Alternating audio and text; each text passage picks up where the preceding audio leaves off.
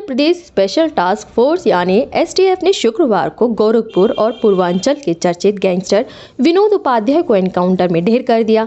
करीब 7 महीने से विनोद उपाध्याय को ढूंढ रही यूपी एसटीएफ की टीम जब सुल्तानपुर में उसके ठिकाने पर पहुंची तो उसने बचने के लिए फायरिंग शुरू कर दी।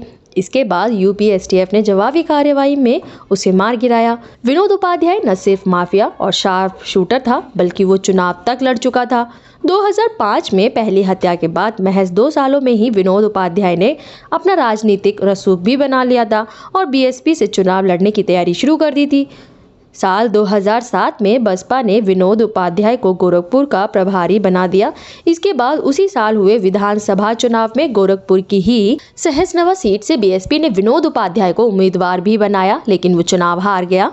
विनोद उपाध्याय के खिलाफ यूपी में 35 से ज्यादा आपराधिक केस दर्ज थे और बीते 7 महीने से गोरखपुर क्राइम ब्रांच और एसटीएफ की टीम ढूंढ रही थी। उपाध्याय की जुर्म की दुनिया में एंट्री साल 2004 में एक हत्या से हुई थी।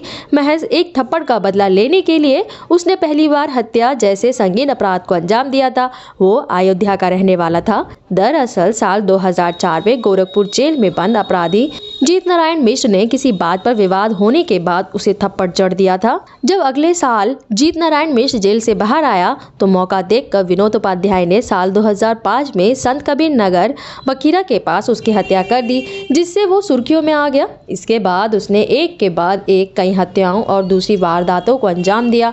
शार्प शूटर और माफिया विनोद कुमार उपाध्याय अपना एक संगठित गिरोह बनाकर गोरखपुर, बस्ती, संत कबीर नगर, लखनऊ में कई सनसनीखेज हत्या की वारदातों को अंजाम दे चुका था। उपाध्याय का एनकाउंटर एसटीएफ मुख्यालय के डिप्टी एसपी दीपक कुमार सिंह के नेतृत्व में उनकी टीम ने किया है। उपाध्याय यूपी पुलिस की टॉप 10 लिस्ट में शामिल था। इसी तरह की खबरों के लिए बने रहे हमारे साथ। चैनल को सब्सक्राइब करना ना भूलें। बुलंद भारत।